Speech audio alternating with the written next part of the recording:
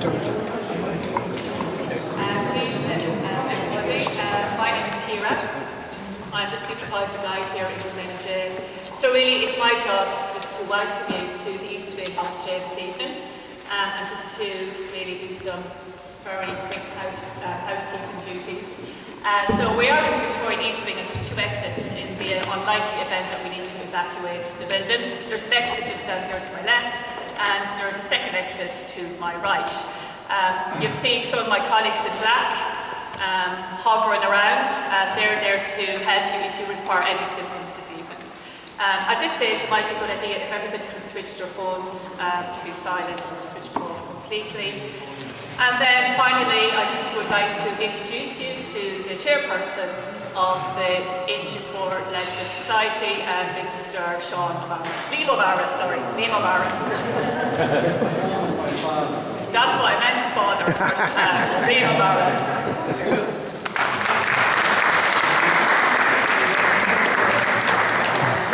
Thank you, ladies and gentlemen, and welcome to Kilmainham Gaol, and I hope you'll all make yourselves at home.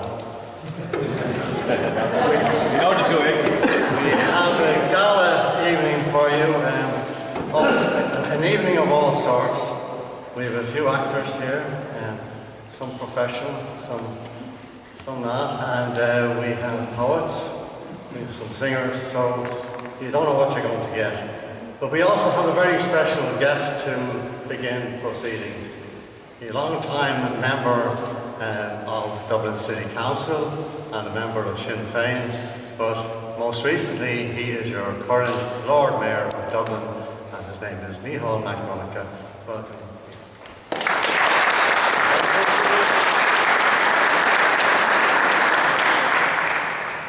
Ramíle Mágad, agus is mór an our lungs about Seanib, enough agus Medic Mora, and Phila agus an Teardrahar, Francis Ledwidge, and sa Frisu and Starrow.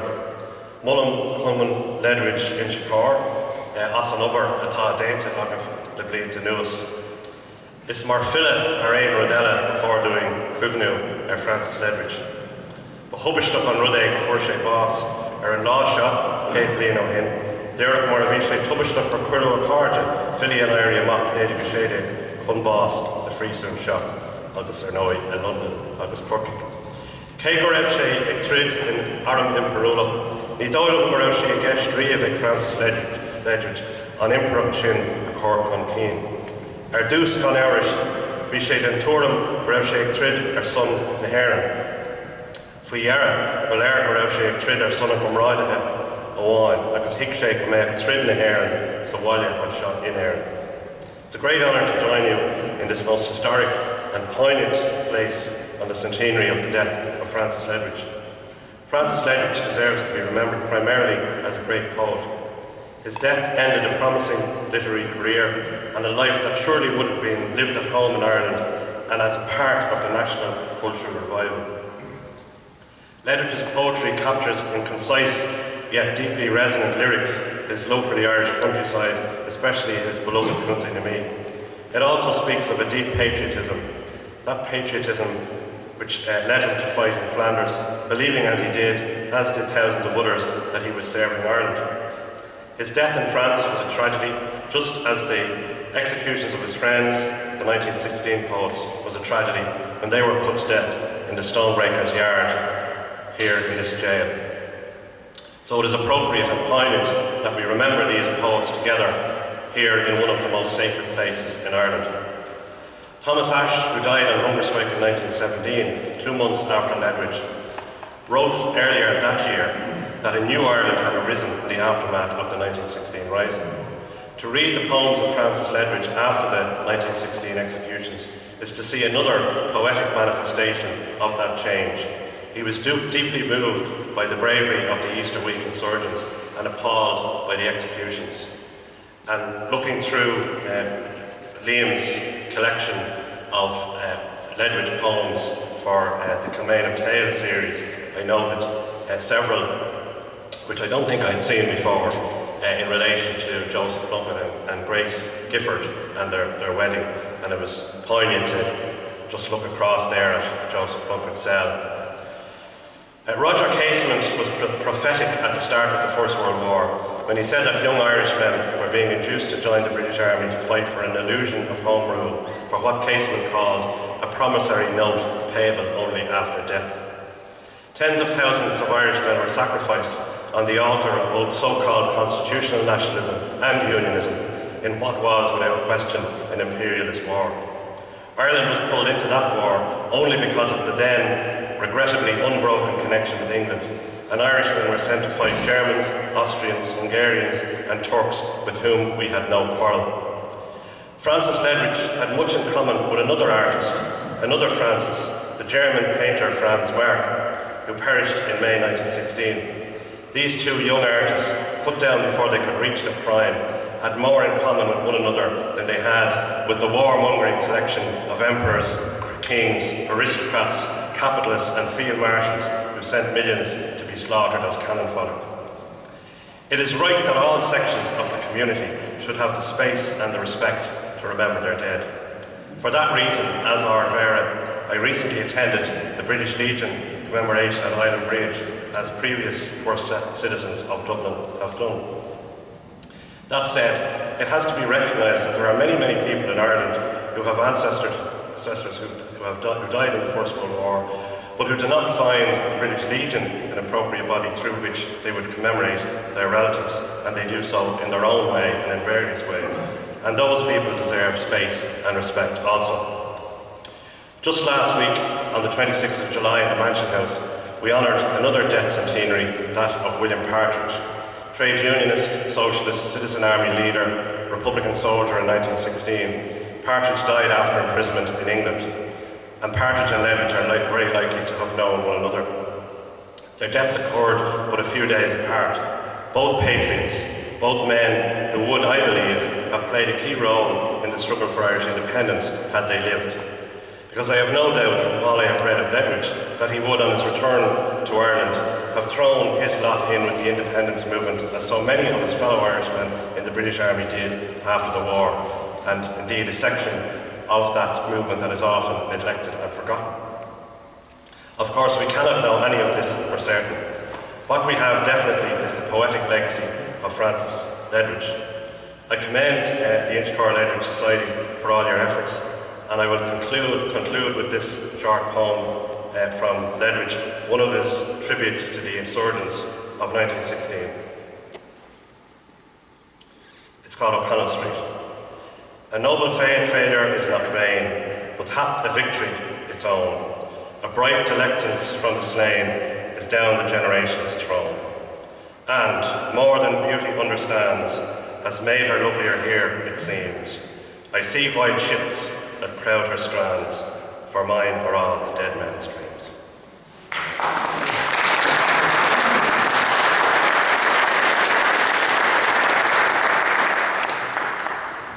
And thanks for mentioning William Partridge. Indeed, the dead notices of William Partridge and Francis Ledwidge appeared side by side in some of the papers.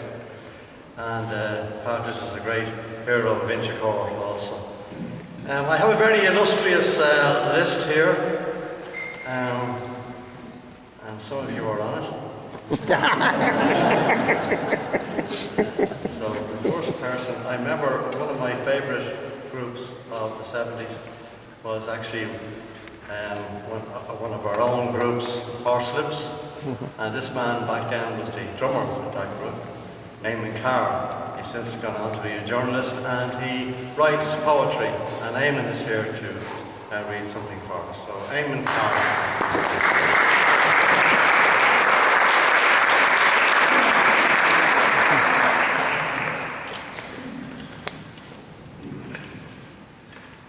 Being from County Meath, I met Joe Ledwidge just a few, maybe 10 years ago now, and it turns out that in fact he was a great fan of my grandfather's accordion playing, and so it's quite odd because you tend to forget how small Ireland was and how small parishes were. My grandfather, on my father's side, was the accordion player that Joe would travel to along with members of his family to see. And on my mother's side, Matthew Ginnity, my is buried in a field. It's a small graveyard in the middle of a field, just a few fields away from the Ledwidge homestead.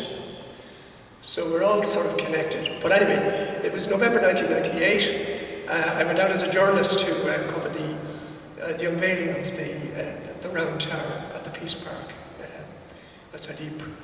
And it was my good fortune then to meet Tom Burke, and who's wondering what I was doing there, and he said, no, why don't you join us? So when I told him about Ledwidge, he gallantly took me around, and we went through Hellfire Corner, where Francis died, and then we went to Artillery One Cemetery. And it was interesting that I was standing there, and we were joined then at that point by a coachload of Northern Unionists. And of course, they were intrigued as to what a TAG was doing in the middle of this. And when I explained I said Ledwidge was a great Irish poet, they hadn't heard him. And so I had to sort of recite something. And it was only, maybe months later that I actually wrote this piece, which is called A Gift for Maureen McNamee from County Meath, who died before she could pay respects at the grave of Francis Ledwidge in Flanders. Would they have known you, those men who shared the field in which you lie? On what command did each one die? I pluck a leaf from a small, full tree that grows most surely from your bones. Rub it between my fingers and thumb, and with the pagan sap of mead, anoint the Portland stone.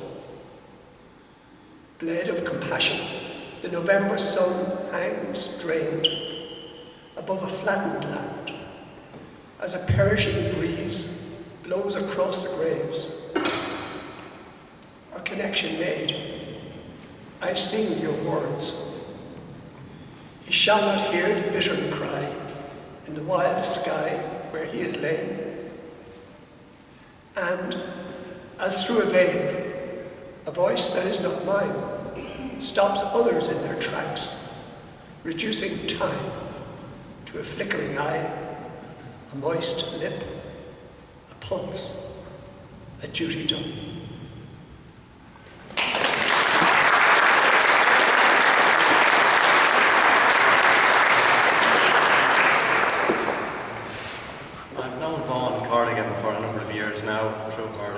Arts Club at the local Patriots Inn, not far from here. And she's also an organiser of the Kilmainham Festival, a regular contributor to Sunday Miscellany. Some of you might have heard her beautiful narrative on Ledwidge recently on Sunday Miscellany, but Vaughan is here now to read something for us.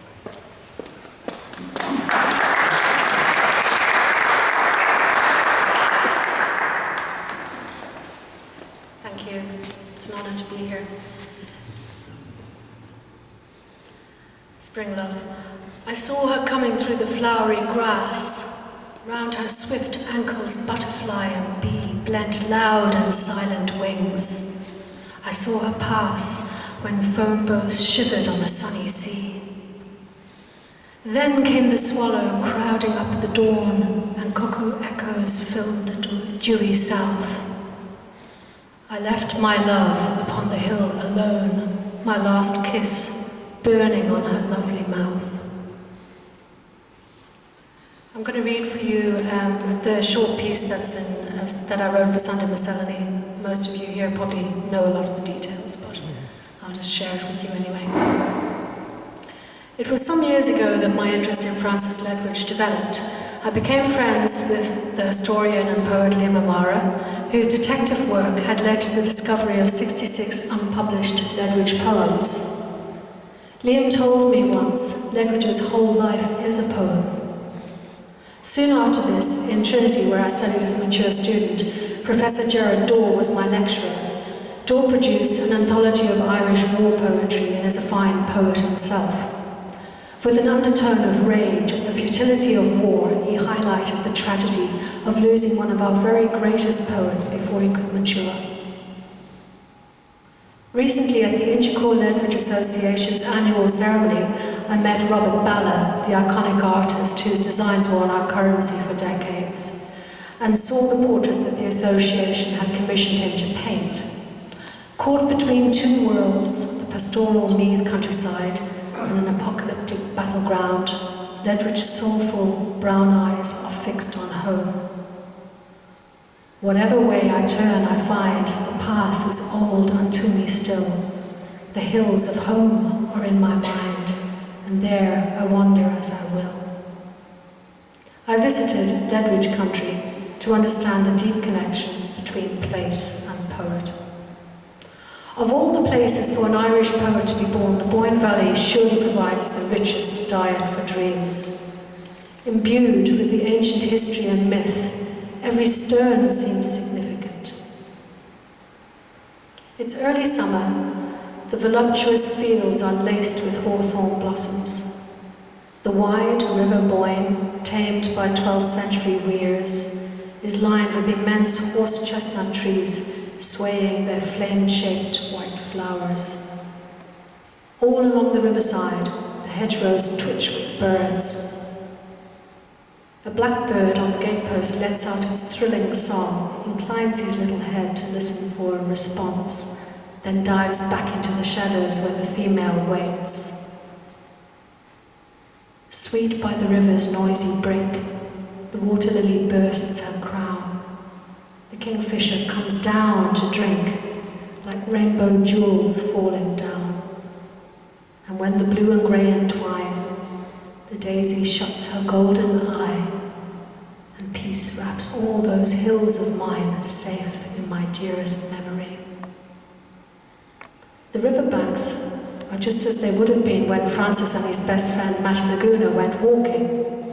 The two loved studying insects, plants and birds, and those observations remained so vivid that they could transport Francis from battlegrounds to days just like this. A song a robin sang this morning on a broken tree. It was all about the little fields that call across the world to me. The small cottage where Ledwidge lived is now Ledwidge Cottage Museum. His mother, a poor widow, stoically toiled in the fields, determined that her 9 children would finish school. There, the adolescent Francis was inspired by the myths and history of the Boyne Valley. He earned as he could, houseboy, road builder, ganger, but he lived for poetry. The museum guide pointed to the bedroom window and told me he used to sit quietly out to hear the birds' song at dawn. That was the sort of fellow he was. In a stroke of good fortune, Lord Dunsany, a leading light in the literary scene, lived nearby. Francis presented his poems, and Dunsany immediately declared him a singular talent. He championed Ledwidge, who was sometimes referred to then as our peasant poet, and introduced him to the most influential people. Yeats loved his work. He earned more for one poem than 7 weeks' labourer's wages and could support his family. Dunsany adored Francis, gave him free run of the library in a beautiful 12th century Dunsany castle, space to work and allowance to do so. Ledwidge's collection, the only one published in his lifetime, Songs of Fields, was really well received internationally, and he was set for a great career. And that's the fairy tale bit, the rest is tragedy. Despite his career finally being on track, he felt compelled to volunteer, although initially satisfied with his choice. The British response to the 1916 Rising changed everything. His friend, fellow poet Thomas MacDonagh, was court-martialed in the building where he did his army training and executed by soldiers. Now his uniform burnt upon his shoulders. He lost his lance corporal stripes for drinking and overstaying leave, but was returned to the front. There, grieving, haunted by premonitions of death and longing for slaying, he wrote some of his most poignant pieces. The Lorn She references lovers who visit from the Celtic otherworld, realm of the deities and dead. Death was certainly close by, as this was to be his final poem written mere weeks before his death. Listening, my heart and soul in strife, On the edge of life I seemed to hover, for I knew my love had come at last, that my joy was past and my gladness over. On July 31st, 1917, the troops priest recorded Ledwidge Gala, blown to bits. Outside Ledwidge's cottage, I stood on the little laneway to Dunsany's. I saw the ghost of our beautiful Francis cycling away, slowly as he did, to compose verse and metre as he went. As I leave Ledwidge country, where he remains a living presence, I recall his words in a final letter home. Remember me to every hill and wood and ruin, for my heart is there. Thank you.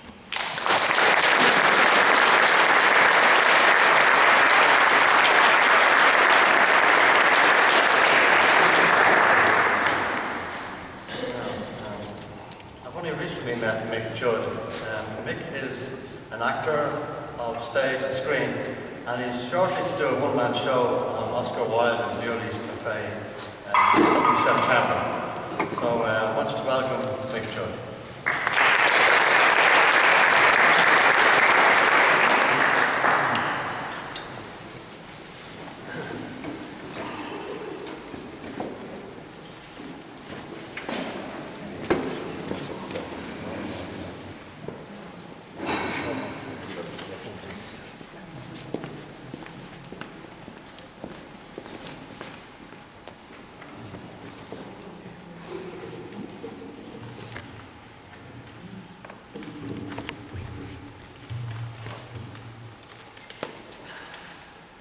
Good evening, everybody. I just want to say thank you to Liam and Michael for inviting me here tonight, and it's a great honour to read this poem. I won't read it all, and I'll read just some of the most poignant verses of Oscar Wilde's The Ballad of Reading Gaol.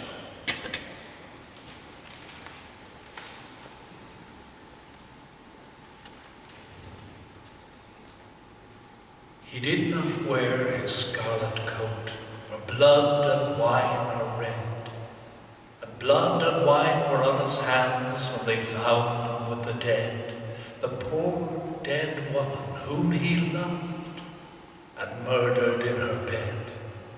He walked amongst the trial men in a suit of shabby grey, a cricket cap was on his head, and his step seemed light and gay, but I never saw a man who looked so wistfully at the day.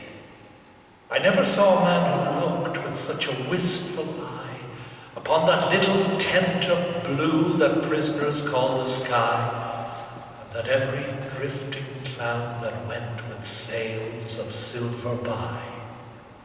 I walked with other souls of pain within another ring, and was wondering if the man had done a great or little thing, when a voice behind me whispered low, "That fellow's got to swing."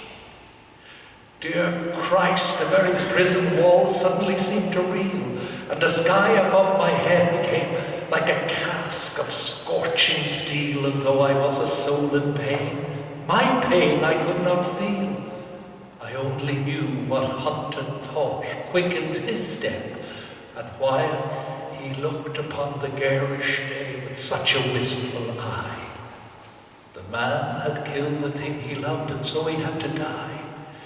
Yet each man kills the thing he loves. By all let this be heard. Some do it with a bitter look, some with a flattering word. The coward does it with a kiss, the brave man with a sword. Some love too little, some too long, some sell and others buy, some do the deed with many tears and some without a sigh. For each man kills the thing he loves, yet each man does not die.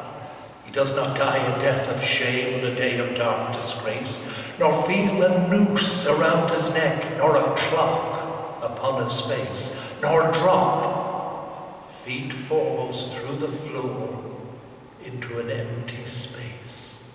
He does not wake at dawn to see dread figures throng his room. The shivering chaplain, robed in white, the sheriff, stern with gloom, and the governor, all in shiny black with a yellow face of doom. So with curious eyes and sick surmise, we watched him day by day and wondered if each one of us would end the same self-way. They hanged him as a beast is hanged. They did not even toll a requiem that might have brought rest to his startled soul. But hurriedly they took him out and hid him in a hole. The chaplain would not kneel to pray by his dishonoured grave, nor mark it with that blessed cross that Christ for sinners gave, because the man was one of those that Christ came down to save. Ah, happy they whose hearts can break and peace and pardon win. How else may man make straight his plan and cleanse his soul from sin? How else but through a broken heart may the Lord Christ enter in? In Reading Gaol, by Reading town, there is a pit of shame, and in it lies a wretched man eaten by teeth aflame. In a burning, winding sheet he lies, and his grave has got no name. And there, till Christ call forth the dead, in silence let him lie. No need to waste a foolish tear, nor heave the windy sigh. The man had killed the thing he loved, and so he had to die. And all men kill the thing they love. By all let this be heard. Some do it with a bitter look, some with a flattering word. The coward does it with a kiss, the brave man with a sword. Thank you.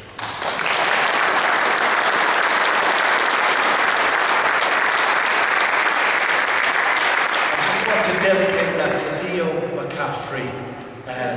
Leo was Helena's father, 95, and I believe Leo used to love to recite that. Thank you.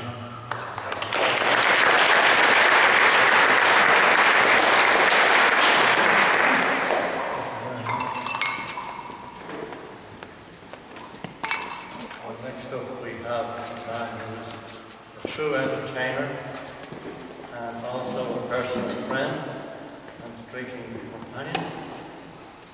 So Peter, you know I'm talking about you. Peter Bourne has recently launched his own CD of folk songs in Whelan. So Peter, that's been having.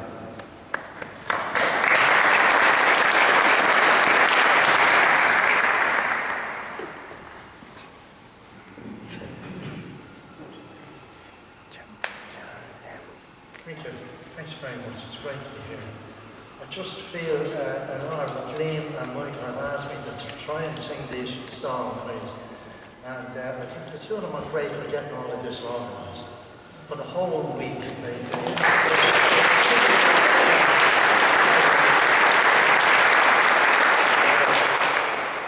I'm not getting your point tonight. So I hope this is appropriate for the occasion that's in it.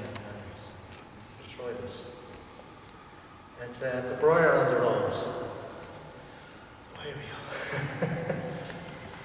I fell asleep down by the stream, and there I had the strangest dream, and down by Brennan's glen there grows the briar and the rose. There's a tree in the forest, and I don't know where. I built a nest out of your hair, and climbing up into the air, the briar and the rose.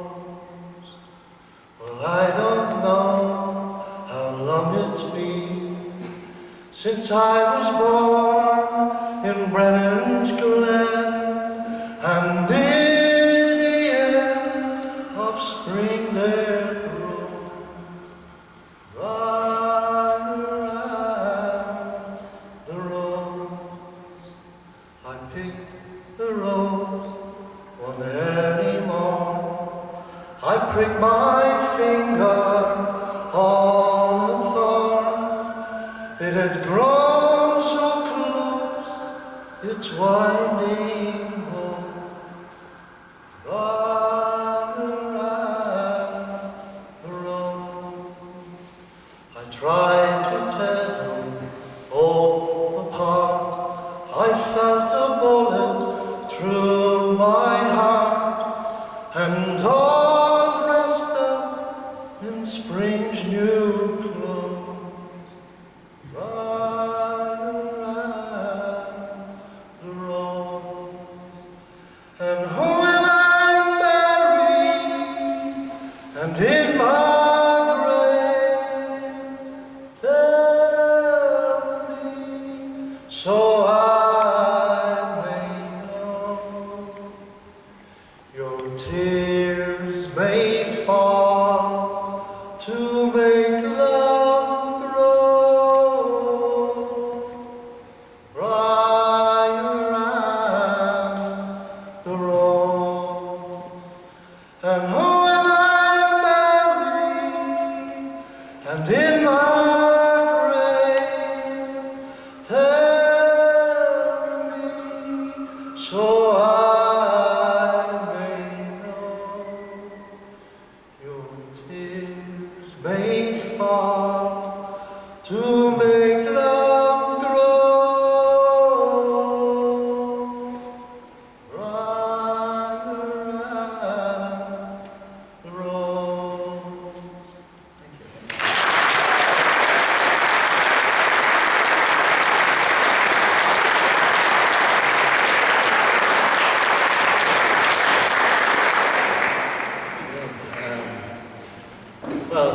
Jean O'Brien is a well-known poet on the scene, but she only recently relocated to our part of the city, and we're very glad to have her in our midst.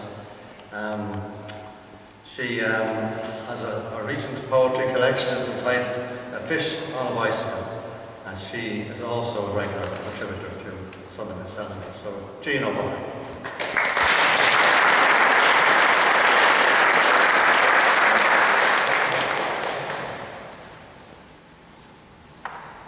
Like everyone else, I want to thank Michael and Liam, who I know many a long year, for good or ill. I was hoping I wouldn't be asked up yet, because I'm afraid my poem has nothing to do with Francis Ledwidge. I just took a poem, so I hope that's all right. You'll bear with me.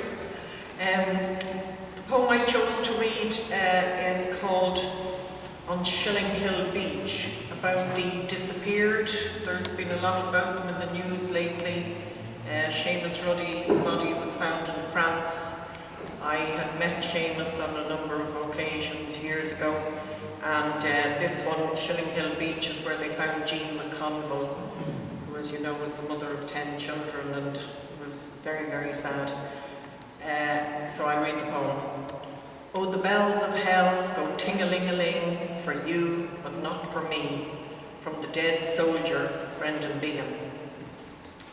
Where I am is dank and dark, though I feel the constant motion of the oyster catcher, and hear the curlew and the wash of waves as they inch up the mottled sand that silvers out like dull coins in sunlight. I have been buried here over 30 years, here on Shilling Hill Beach, where humankind betrayed me and itself. My neighbours, for whatever God's sake. I knew them, but didn't really. I wouldn't know their kind. At night, marram grass moans when the breeze blows low over the strand. It was like a terrible creation. For 6 days they tormented me, asking. Entrenched, they had no answers. They flayed my flesh and on the seventh day rested a gun snug to my skull and pulled the trigger. 10 poor souls dug into the dark with me, my blighted children. Oh, they remained in air, but their spirits are harboured here. When gulls call, I feel the crumble of my white bones as the roiling sea sucks at me. I know its pull and tug through the rising layers of sediment. All I did was comfort a dying man. I didn't see his uniform. He lay on the cold pavement amid cigarette butts and dog turds and chip wrappers. I wanted him to hear a human voice as his life ebbed, to have a thread of sound to go down with. Oh my God, I am heartily sorry for having offended thee. My ears got stopped with grains of sand, but I believe they can still hear my voice calling and calling like the curlew out over the years. And I sense somewhere at hand, beside the constant, fluent lapping of the tides, the answer of machinery and diggers coming near. The immensity of the capricious sea and froth of waves on the shore are lacing and hitching themselves like an eager bride in her veil. Thank you.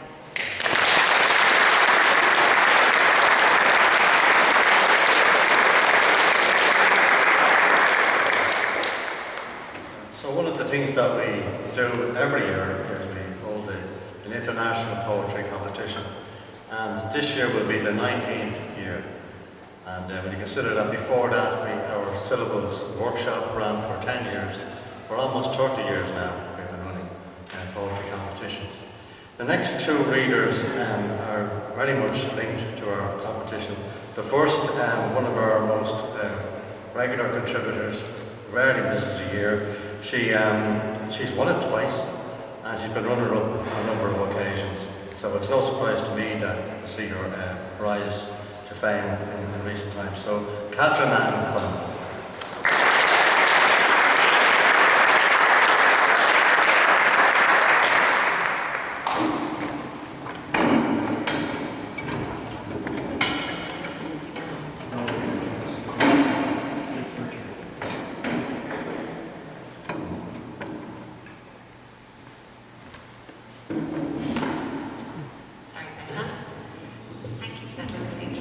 Actually, the Francis Ledwidge Poetry Award was the first one I ever entered, and I was absolutely thrilled to be shortlisted that year. I think I was commended, possibly highly commended, I'm not sure.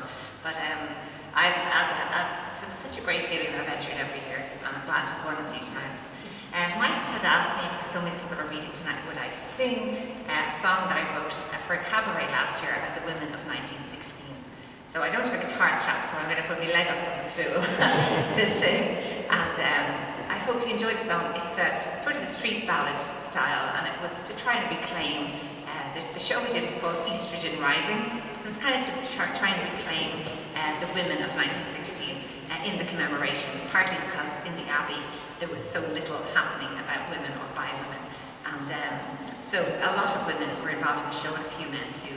And I'm very honoured and kind of slightly psyched out to be singing it here, where Countess Markovich, for instance, was actually held, and where she was, I believe, and possibly court-martialed, was it here in Richmond Barracks? She was sentenced to death, but her sentence was commuted because she was a woman to life in prison. She didn't actually spend her life in prison, thankfully. Check that this is okay in tune. I forgot to wear my hat. I wear my hat.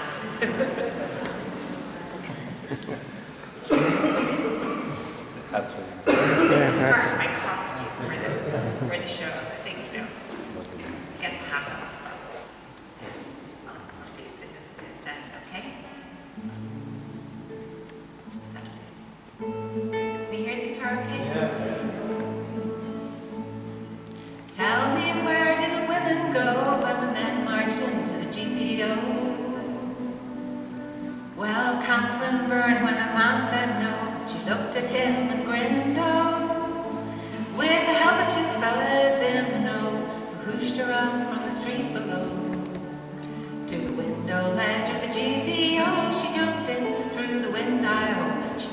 through the window. Mammy, what did the mothers say as their sons and husbands marched away? Well, some poor women were terrified. They locked themselves and the girls inside. But Mrs. Bird said, would you have no pride? Would you live forever occupied? Go out and fight by your brother's side, for we're equals in the struggle.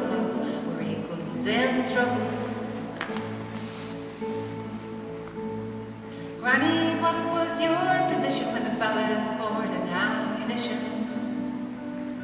I had a mattress stashed with armaments and a gun in the undergarments.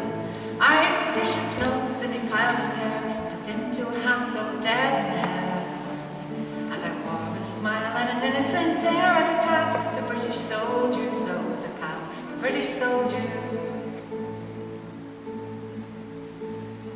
What kind of women, tell to me, went out to fight for liberty? Countesses and a countess too, women like me and women like you. There were straights with their mates who were best of friends, doctors, lawyers and thespians. And we're still counting up the lesbians among the rebel sisterhood, among the rebel sisters. Sisters, what did the women say as the men faced execution day? Markovich said, would you not shoot me? Well, I wish you had the decency. 'Cause I didn't fight just for liberty, but for suffrage and equality. So let us perish equally, the children of the nation, the children of the nation. For we're equals in the struggle. In the struggle, and we are the rebel sisterhood. We are the rebel sisters. Thank you.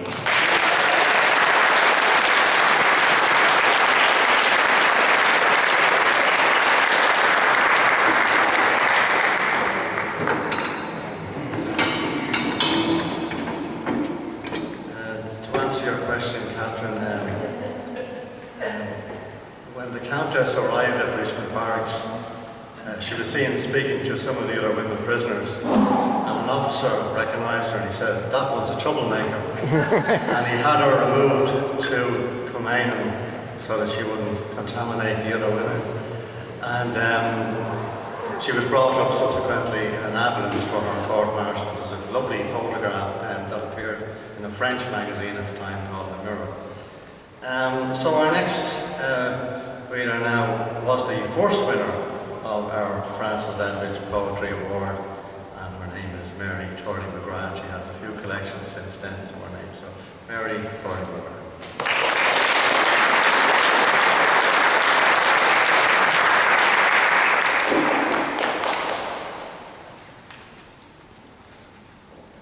Good evening, Lord Mayor, ladies and gentlemen. It's a great honour to be here this evening in this very historic and emotive and very eerie surroundings to read poetry. Thanks to Liam and to Michael for giving me the opportunity to read here. As Liam said, I'm the first winner of the Ledwidge Inchicore Poetry Competition, now an international poetry competition. I don't know if it was international first, but it's international now anyway, according to himself.